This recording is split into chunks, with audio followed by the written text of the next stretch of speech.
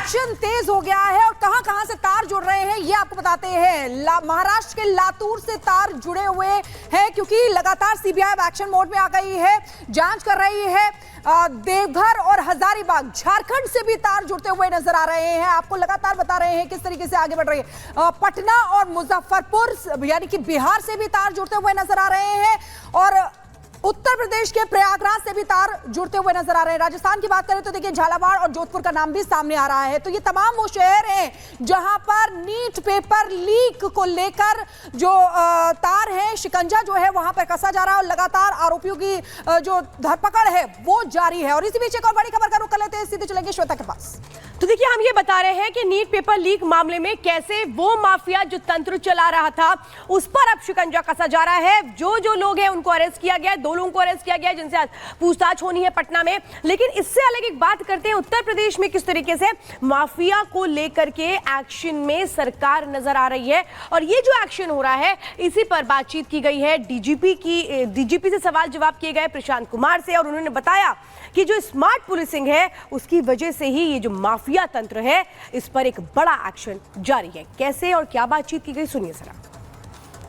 तो माफिया तंत्र है, इस पे प्रहार किया गया था और जितने भी माफिया हैं उसके लिए कि एंटी माफिया टास्क फोर्स का गठन मुख्यालय लेवल पे किया गया है और माफियाओं की विभिन्न श्रेणी बना के उनके द्वारा अवैध अर्जित की गई संपत्तियों का चिन्हीकरण किया गया है और अपराधियों के कन्विक्शन पे ज़्यादा जोर दिया गया है। जैसे पिछले ऐसे अपराधी यहाँ थे, माफिया थे जिनकी 40 साल की आपराधिक इतिहास था लेकिन किसी को भी सज़ा नहीं होती थी।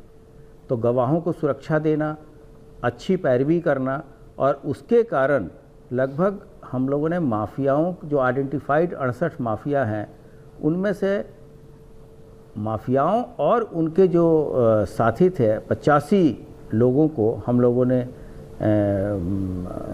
सज़ा दिलाई है, जिसमें 2 को मृत्युदंड तथा अन्य अपराधों में भी विभिन्न तरीके से जैसे आजीवन कारावास हुआ, 20 साल की सज़ा हुई और ऐसे बहुत सारे लोग थे जिनकी कॉन्स्टिट्यूशनल जो सदस्यता थी विभिन्न स्तरों पे वो भी समाप्त हुई है। तो प्रहार किया गया था और जितने भी माफिया हैं उसके लिए कि एंटी माफिया टास्क फोर्स का गठन मुख्यालय लेवल पे किया गया है और माफियाओं की विभिन्न श्रेणी बना के उनके द्वारा अवैध अर्जित की गई संपत्तियों का चिन्हीकरण किया गया है और अपराधियों के कन्विक्शन पे ज़्यादा जोर दिया गया है। जैसे पिछले ऐसे अपराधी यहाँ थे, माफिया थे जिनकी 40 साल की आपराधिक इतिहास था लेकिन किसी को भी सज़ा नहीं होती थी। तो गवाहों को सुरक्षा देना, अच्छी पैरवी करना और उसके कारण लगभग हम लोगों ने माफियाओं जो आइडेंटिफाइड 68 माफिया हैं उनमें। उत्तर प्रदेश के डीजीपी को आप सुन रहे थे। खबरों में आगे बढ़ते हैं, नीट पेपर लीक की बात करते हैं और नीट पेपर लीक मामले में लगातार हम देख रहे हैं कि किस तरह से यूपी की सियासत में उबाल आ गया है। एक वीडियो इस वक्त काफी ज्यादा वायरल हो रहा है जो कि उत्तर प्रदेश सरकार के सहयोगी दल सुबह सपा के विधायक का नाम इसमें सामने आ रहा है। जब ओपी राजभर से इस पूरे मामले को लेकर सवाल पूछा गया तो उन्होंने चुप्पी साध ली और उन्हें लखनऊ से लेकर दिल्ली तक तलब किया जा रहा है। रिपोर्ट आप देखिए।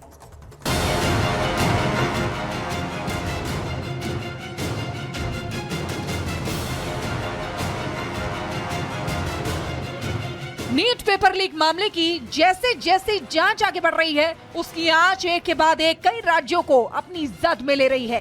गुजरात बिहार के बाद अब इसमें यूपी का नाम भी जुड़ गया है।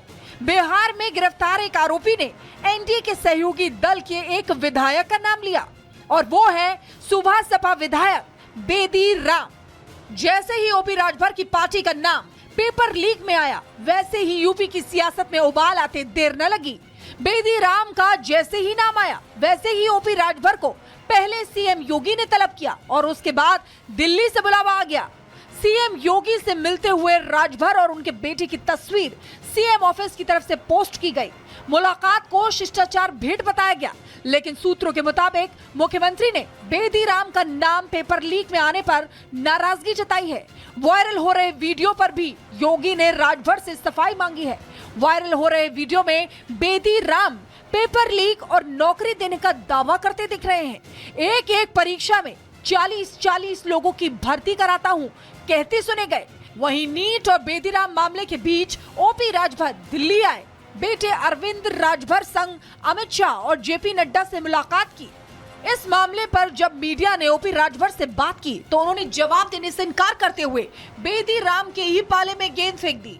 विधायक का नाम आ रहा है, आपके विधायक का नाम आप अपना पक्ष अभी बाद में बताते हैं। नहीं, उनके शपथ पत्र में भी आया है, 9 मुकदमे में जेल जा चुके हैं। आपको पता है? आप उनसे क्यों नहीं पूछते? जाकर उनसे पूछो कि हमसे पूछ रहे हैं कहाँ रहा। वायरल वीडियो पर विपक्ष ने निशाना साधा, एक्शन न होने पर सवाल उठाए और जब इस पर ओपी राजभर से सवाल किया गया तो वो रटा रटाया जवाब देते दिखाई दिए। विपक्ष आप चलिए सवाल दो, उत्तर दिया जाएगा ना। चलिए पहले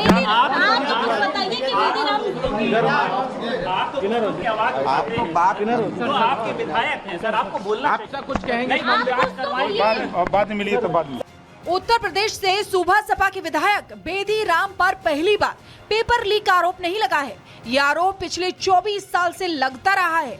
बेदी राम ने अपने चुनावी हलफनामे में भोपाल समेत कई शहरों में कुल 9 केस दर्ज होने का जिक्र किया है, जिसमें से 8 मुकदमे पेपर लीक से जुड़े हैं। बेदी राम पर गैंगस्टर एक्ट में भी एक केस दर्ज है। सभी में चार्जशीट दाखिल है, लेकिन किसी में भी सजा नहीं मिली है। पेपर लीक में बेदी राम का पहली बार नाम साल 2000 में सामने आया। 2009 में उनकी गिरफ्तारी हुई। फिर छत्तीसगढ़ सीपीएमटी परीक्षा 2012 के मामले में वो जेल भी गए। इस परीक्षा का पेपर लीक करवाने के मामले में सीबीआई ने गिरफ्तार किया और तिहाड़ भेज दिया। बेदी राम गाजीपुर की जखनिया सीट से विधायक हैं। मूल रूप से आजमगढ़ के रहने वाले हैं और सूबा सपा प्रमुख और यूपी के मंत्री ओपी राजभर के करीबी हैं।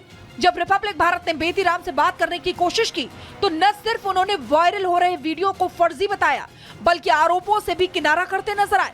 पेपर लीक में कहीं मामला आ जाए तो क्या कर, मैं रिजाइन कर दूंगा पूरे इंडिया में। नहीं, यही बात जो आप कह रहे हो, यही बात विधायक जी आप कह रहे हो ना, इसको कैमरे क्यों नहीं बोलते हो? अगर सच्चाई है आपकी आपको बोलना चाहिए ना विधायक जी, बोल देंगे खत्म हो जाएगा बात।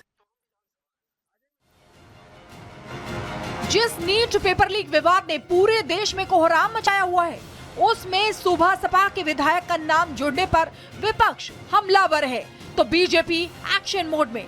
Bureau report, Republic Bharat. और अब आपको बताते हैं कि पेपर लीक